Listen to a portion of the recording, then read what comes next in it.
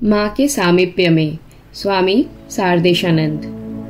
जब मैं पहली बार माँ के दर्शन करने उद्बोधन गया, उस समय माँ गांव गई हुई थी, अतः उस बार मुझे माँ के दर्शन का सौभाग्य नहीं मिला। पूज्य गोलाब माँ उस समय वही थी। उनके दर्शन तथा प्रणाम करने पर जब उन्हें पता चला कि हम लोग इतनी दूर से कष्ट उठाकर आए हैं, तो उन्होंने खूब स्नेह और सहानुभूति प्रदर्शित की और यह कहकर दुख प्रकट करने लगी, आह, माँ के दर्शन नहीं हुए। हम लोगों के यह कहने पर कि हम उन्हीं के दर्शन पाकर आनंदित हैं, गुलाब माँ हंसते हुए बोली, मधु अभावे गुड़ दत्यात्। मधु के अभाव में गुड़ ही दे देना चाहिए। उस समय मैं माँ के बारे में विशेष कुछ नहीं जानता था, बस इतना ही सुना था कि ठाकुर की सहधर्मिनी जीवित है और उद्बोधन में रहती है। भक्तगण उनका दर्शन करते हैं और किसी किसी भक्त को उन्होंने दीक्षा भी दी है। पर उद्बोधन में ही गोलाब माँ की बातों से समझ में आया कि माँ कुछ भिन्न प्रकृति की है और उनका दर्शन परम सौभाग्य की बात है। बाद में पूजनीय शरत महाराज को कहते सुना, माँ और ठाकुर क्या भिन्न है? इस युक्ति को सुनने के बाद मेरे मन में माँ के दर्शन की आकांक्षा प्रबल हो गई। इसके बाद माँ के दर्शन के लिए एक बार मैं गाड़ी में बैठकर हावड़ा स्टेशन तक गया, मगर जो मित्र गाड़ी हाँक रहे थे सहसा गिर गए और उनका एक हाथ टूट गया। तब उन्हें लेकर घर वापस लौट आना पड़ा था। इसके करीब 2 वर्ष बाद मेरे प्रिय मित्र स्वामी ज्ञानानंद ने मुझे पत्र लिखा कि जयराम बाटी जाकर माँ के दर्शन और उनकी कृपा पाने की विशेष सुविधा है। इसी बीच मेरे 2 विशेष शुभचिंतक मित्रों ने माँ की कृपा प्राप्त की। एक ने उद्बोधन में और दूसरों ने जयराम बाटी में। उनसे मैंने माँ की बातें सुनी। एक दिन स्वप्न में माँ के दर्शन हुए। आकस्मिक रूप से माँ के 3 फोटो भी मिले। उन दिनों माँ का फोटो पाना बड़ा कठिन था। पूर्वोक्त मित्रों के साथ जिस दिन मैं पहली बार सुबह के समय जयराम बाटी पहुंचा, माँ उस दिन काली मामा के घर पर थी। माँ के कमरे के दरवाजे पर अपना सामान रखकर ठाकुर को प्रणाम करके जब हम लोग काली मामा के घर के द्वार के सम्मुख आए, तो माँ उस समय उन्हीं के घर से बाहर निकल रही थी। हमें देखते ही वे दरवाजा के सामने रखे विशाल पत्थर के टुकड़े पर दोनों पैर नीचे लटकाकर और गोद में दोनों हाथों को रखकर बैठ गई। वे लाल किनारी की सफेद साड़ी पहनी थी। आधा चेहरा घूंघट से ढका हुआ और दाहिना हिस्सा अनावृत था। थोड़े घुंघराले केश दाहिने कंधे से नीचे झूल रहे थे। हाथों में कंगन, पाँव के अंगूठों में लोहे की अंगूठियां, गले में खूब महीन रुद्राक्ष की माला, उन्नत शरीर। उस समय वे स्वस्थ और सबल थी। प्रसन्न दृष्टि से मृदु हास्य के साथ वे हमारी ओर देखते हुए मेरे मित्र से बोली, यह लड़का कौन है? मित्र ने उत्तर दिया, माँ, यह आपका ही बेटा है, मेरा मित्र है। हम दोनों ने माँ को प्रणाम किया। माँ हम दोनों को स्नेहाशीष देकर अपने साथ घर ले आई। माँ का रूप देखा, उनकी बातें सुनी। माँ सचमुच ही माँ है। स्वप्न में देखी हुई माँ की मूर्ति याद आई। मुझे बिल्कुल भी नहीं लगा कि मैं किसी अपरिचित जगह पर आया हूँ। क्षण भर में ही माँ ने मुझे अपना बना लिया। भय, चिंता, संकोच सब मिटा दिया। प्रसाद पाते समय माँ ने अपने हाथों से खाना परोसकर खिलाया। बहुत सी बातें हुई। बातचीत के दौरान मेरे मित्र ने कहा, इसी से मैंने पहली बार ठाकुर की बातें सुनी थी। मैंने भी कहा, और यही मुझे आपके पास ले आया है। यह सुनकर माँ खूब आनंदित होकर मेरे मित्र से बोली, अच्छा ही हुआ, इसने तुम्हारा उपकार किया था और अब तुमने इसका उपकार किया। माँ की हथेलियां लालिमा लिए हुई थी। बहुत से लोगों को इसे देखने का सौभाग्य मिला है। पाँव के तलवे भी ठीक कमल के भांति लालिमा युक्त थे। सिर में लंबे घने काले केश थे, महिम रेशम की भांति चमकीले। सामने की ओर के केश थोड़े घुंघराले थे। उनके सुगठित मुखमंडल पर उभरी हुई नाक अपूर्व सुंदर लगती थी। उनकी कृपा से युक्त प्रशांत स्थिर दृष्टि सर्वदा सभी के हृदय में करुणा का संचार करती रहती थी। चौड़ा उज्जवल ललाट और प्रसन्न मुख देखते ही चित्त शांत हो जाता। पहले उनका रंग खूब गोरा था, हाथ पांव भी अपेक्षाकृत लंबे थे। बाद में घुटनों में वात रोग हो गया। वे बाईं तरफ थोड़ा झुककर धीरे धीरे चला करती। सन्यासी तथा गृही सभी संतानों पर माँ का समान रूप से स्नेह था। गृहस्थ भी जब माँ के पास आते तो कभी उन्हें यह नहीं लगता कि उनके प्रति माँ का आचरण सन्यासियों की तुलना में भिन्न प्रकार का है या उनकी स्नेह ममता में किसी प्रकार की कोई कमी है। उनके सुख दुख की संसार यात्रा में माँ की सहानुभूति और संवेदना उनके कष्टों में कमी लाती और उनके आनंद और उत्साह में वृद्धि करती।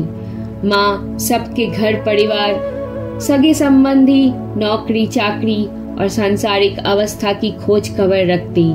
किसी भी समस्या का समाधान पूछने पर माँ बड़े ध्यान पूर्वक सब सुनकर ठीक ठीक कर्तव्य बताती और उपदेश देती कि क्या करना उचित होगा। माँ की दृष्टि कितनी तीक्ष्ण थी, यह सोचकर अवाक रह जाता हूँ। जयराम बाटी में विभिन्न स्थानों से भक्त आते और माँ महाराजिन मौसी को ठीक ठीक बता देती कि कौन क्या तथा कितना खाएगा, यहाँ तक कि रोटियों की गिनती तक बता देती। इसीलिए माँ के घर में माँ का खाना खाकर उनकी संतानें इतनी तृप्त होती। ठाकुर की उक्ति थी, माँ ठीक जानती है कि किस संतान के पेट में क्या सहेगा। जयराम बाटी में देखा कि माँ सब पुरुष भक्तों को खिलाने के बाद निश्चित होकर स्त्री भक्तों के साथ भोजन करने बैठती। किसी संतान के किसी कार्यवश सहसा बाहर चले जाने पर उसके लौटने में चाहे जितनी भी देर होता, माँ प्रतीक्षा करती। रास्ते की ओर देखती रहती, आगे बढ़कर खड़ी खड़ी कहती, बच्चे ने अब तक खाया नहीं, भूख से कष्ट पा रहा होगा। परंतु उद्बोधन में बड़ी कठिन समस्या थी। लड़कों को बिना खिलाए माँ खाती ही नहीं थी और फिर गुरुगत प्राण निष्ठावान भक्त शारदानंद इष्ट देवी के खाने के पूर्व स्वयं भला कैसे खाते। इसीलिए वैसी व्यवस्था हुई कि एक ही समय माँ एक कमरे में महिला भक्तों को लेकर भोजन करने बैठेंगी और शरत महाराज दूसरे कमरे में पुरुष भक्तों के साथ बैठेंगे। माँ गांव में बड़ी हुई थी, अतः उन्हें देर से खाने की आदत थी और शरत महाराज को भी हाथ का कार्य समाप्त करते करते देर हो जाती। ठाकुर का प्रसाद पहले माँ की थाली में परोसा जाता। माँ शीघ्रता से उसे मुंह में डालकर उसे महाप्रसाद बना देती। गोलाब माँ उसे लाकर महाराज को देती। भाग्यवान भक्त लोग भी उस प्रसाद से वंचित नहीं रहते थे। जयराम बाटी में एक बार माँ के जन्मदिन पर भक्तों को इच्छा हुई कि माँ आज पहले खाएंगी और शिष्यगण बाद में प्रसाद पाएंगे। उनमें एक व्यक्ति में उत्साह की मात्रा थोड़ी अधिक थी। उसने आगे आकर माँ के सम्मुख अपनी इच्छा जताई। आज माँ ने किसी प्रकार की आपत्ति ना जताते हुए अपनी मौन सहमति दे दी। ठाकुर को भोग देने के पश्चात समस्त प्रसादी खाद्य पदार्थों को थाली में सजाने के बाद आसन के सम्मुख रखकर जब माँ को बुलाया गया तो वे धीरे धीरे यंत्र चालित सी आकर आसन पर बैठ गई। उन्होंने करुणापूर्ण दृष्टि से पूरी सामग्री को देखा, सब में से थोड़ा थोड़ा उठाकर मुंह से लगाया। इसके बाद उनके सामने जो संतान खड़ा था उसके मुंह की ओर देखकर बड़े कातर भाव से बोली, बच्चों को खिलाए बिना गले के नीचे नहीं उतर रहा है, तुम लोग जल्दी से अपने खाने की व्यवस्था करो। इतना कहकर वे हाथ मुंह धोकर उठ गई और अपने कमरे में आकर दरवाजे की चौखट पर लड़कों को भोजन करते देखने बैठी। पहले से ही सारी व्यवस्था हो चुकी थी, अतः क्षण भर में ही लड़के खाने बैठ गए। माँ की प्राण शीतल हुए। जिस बुद्धू संतान ने अग्रणी होकर आज माँ को खाने के लिए राजी किया था और विशेष आनंदित था, उसे क्षण भर में ही होश आया कि हाय, यह मैंने क्या कर डाला, आज माँ का भोजन नष्ट कर दिया। प्रतिदिन की भांति पुरुष भक्तों को पहले खिलाकर बाद में महिला भक्तों के साथ ही उन्हें खिलाना उचित होता, तभी वे निश्चिंतता से खा पाती। हाय, हम लोग तो ऐश्वर्य के दास है, इस मधुर लीला को भला कैसे समझेंगे। हम उन्हें देवी के रूप में सजाकर पूजा भोग राग की व्यवस्था करके अपने ऐश्वर्य लीला का रसास्वादन करते हैं, लेकिन जिन्होंने समस्त ऐश्वर्य का आवरण भेद कर शुद्ध माधुर्यमय नरदेह धारण की है, अपना स्नेहामृत पान कराने के लिए हम लोगों की माँ के रूप में आई है, हम भला इस बात पर विश्वास करना तो दूर, इसे समझ भी कहाँ पाते हैं। संतानों के सुख सुविधा की ओर माँ की तीक्ष्ण दृष्टि थी। लड़कों का सूखा चेहरा, दीन वेश, क्षीण शरीर माँ देख नहीं पाती थी। भोजन के बाद सभी पान खाएंगे, इसलिए माँ स्वयं पान बनाकर रख देती और जो लोग पान ज्यादा पसंद करते उन्हें ज्यादा पान मिलते। लड़कों को मुंह भर पान खाते देखकर माँ बड़ी खुश होती। लड़कों का बिना किनारे की सादा धोती पहनना माँ को बिल्कुल पसंद न था।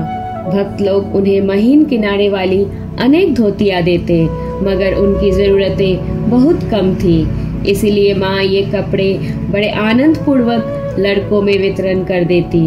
माँ जानती थी कि लड़कों में कोई कोई शौकीन है, उनको वे ऐसा ही वस्त्र देती। किसी किसी के वस्त्र जल्दी फटते थे, माँ उन्हें ज्यादा कपड़े देती। खाने पीने आदि सभी मामलों में जो जैसा चाहता, जिसके पेट में जो सहता था, माँ उन्हें ठीक वैसा ही देती। उद्बोधन भवन में विभिन्न स्वभावों के सन्यासी तथा ब्रह्मचारी थे, पर सभी माँ की संतान थे, मातृ स्नेह के समान अधिकारी थे। उन सभी के खाने पीने सुख सुविधा के बारे में माँ विशेष रूप से चिंता करती। इसी प्रसंग में मुझे एक घटना याद आ रही है। उद्बोधन में डॉक्टर महाराज स्वामी पूर्णानंद किसी दिन रात के खाने में ठीक समय पर नहीं आ पाते थे और इसके लिए उन्हें नरम गरम बातें सुननी पड़ती। एक दिन बहुत देर करने पर उन्हें थोड़ी अधिक डांट फटकार पड़ते देखकर माँ ने उन्हें एक किनारे आड़ में बुलाकर स्नेहपूर्वक देर से आने का कारण पूछा। स्वामी पूर्णानंद माँ का स्नेह पाकर रो पड़े और बोले, महाराज का आदेश है, ठीक ठीक गिनती का ध्यान रखकर रोज 10,000 जप करोगे और गलती होने पर फिर से 1 से गिनते हुए जप करोगे। गिनती भूलने पर जप का फल राक्षस खा जाता है। राक्षस के खाने की बात सुनकर माँ हंसते हुए बोली, बेटा तुम लोग अभी लड़के हो, एकाग्र चित्त होकर जप करने के लिए ही राखाल ने ऐसा कहा है। पर बेटा मैं कह रही हूँ, खाने की घंटी बजने पर तुम ठीक समय से आकर खाओगे। जप की संख्या पूरी ना होने पर भी दोष नहीं लगेगा, बाद में दोबारा सुविधा अनुसार जप कर लेना। माँ का भरोसा पाकर वे निर्भय हुए और खाने के लिए ठीक समय पर आने लगे। प्रतिदिन सुबह पूजा करने के बाद माँ प्रसादी मिश्री का थोड़ा सा शरबत ग्रहण करती। सदा से यह उनकी दिनचर्या का अंग था। खराई से बचने के लिए यही उनका सुबह का मुख्य जलपान था।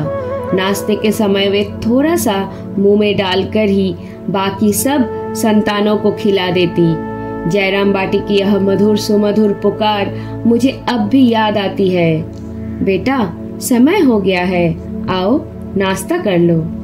यह पुकार मानो अब भी कानों में गूंजती है और प्राण आकुल हो उठते हैं। इच्छा होती है कि पक्षी बन जाऊं और उड़कर वहां उस बरामदे में पहुंच जाऊं जहां आसन बिछाकर पानी का गिलास और कटोरे में गुड़ लाई, पत्तल में प्रसादी फल मिठाई रखकर माँ दरवाजे की ओर स्नेह भरे नेत्र से व्यग्र होकर बछड़े की प्रतीक्षा में रत गाय की भांति निहार रही होती।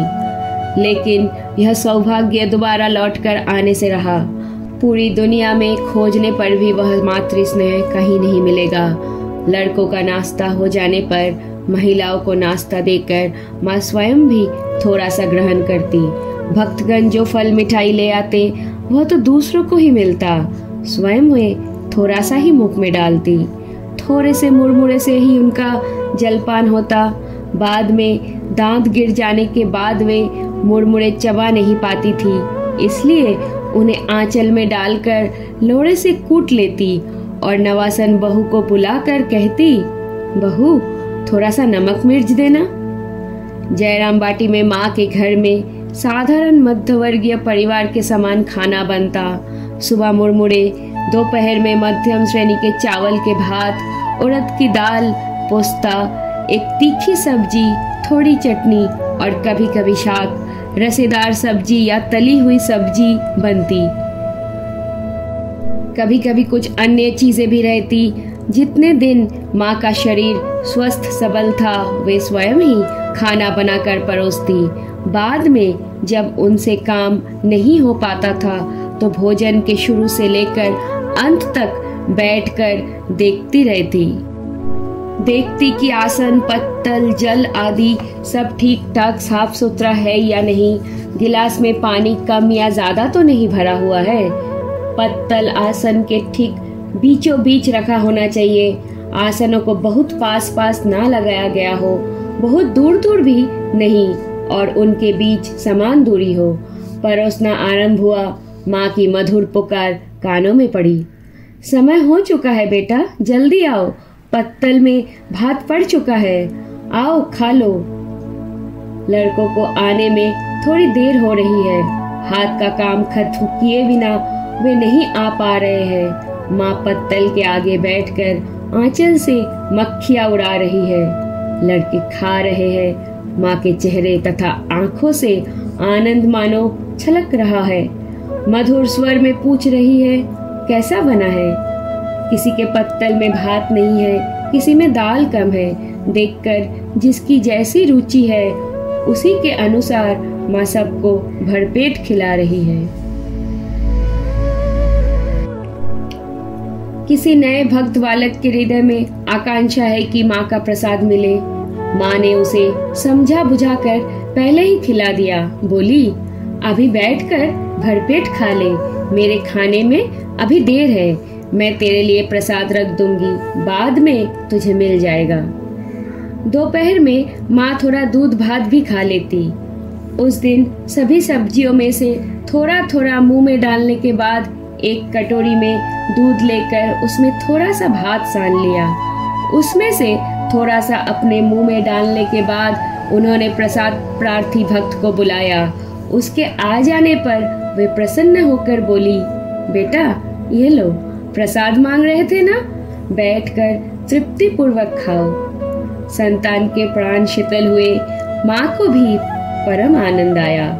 ऐसा भी हुआ है कि किसी भक्त के मन में माँ का प्रसाद पाने के लिए बहुत आग्रह देखकर माँ ने हाथ में एक मिठाई ली और ठाकुर को उसका दृष्टि भोग देने के बाद अपने जिह्वाग्र से स्पर्श कराकर अत्यंत स्नेहपूर्वक संतान को देकर बोली, बेटा प्रसाद खाओ।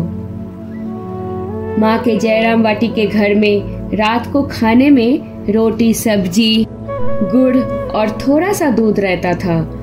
रोटियां बहुत अच्छी बनती।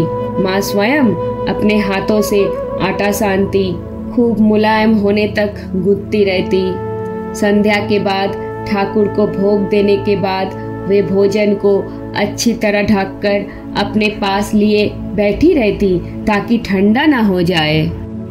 लड़के थोड़ी रात होने पर खाएंगे, शाम को ठाकुर का नाम लेंगे, उनका स्मरण करेंगे और थोड़ी रात हुए बिना भूख नहीं लगती, इसलिए भरपेट नहीं खा सकेंगे। इसलिए माँ प्रतीक्षा कर रही है। दीपक टिमटिमा रहा है। ठाकुर को धूप देकर प्रणाम करके दीपक को मध्यम करके माँ पैर फैलाए बैठी रहती। उनका मन कहाँ किस राज्य में विचरण करता रहता कौन जाने, केवल निस्तब्धता। मैं प्रतिदिन माँ की ठाकुर पूजा के लिए फूल, बेलपत्र आदि तोड़ लाता। एक दिन मैं तुलसी की पत्तियां लाना भूल गया।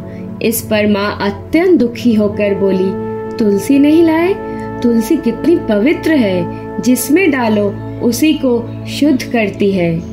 मैं संकुचित और दुखी होकर तत्काल तुलसी की पत्तियां ले आया और तभी से मैं जीवन भर के लिए तुलसी का विशेष अनुरागी हो गया। माँ प्रतिदिन पूजा समाप्त करने के बाद भूमि पर सिर टिकाकर ठाकुर को प्रणाम करती। उसके बाद चरणामृत पीते समय पूजा के निर्माल्य से एक प्रसादी तुलसी पत्र और विल्य पत्र का एक टुकड़ा मुंह में डालती। जय माँ।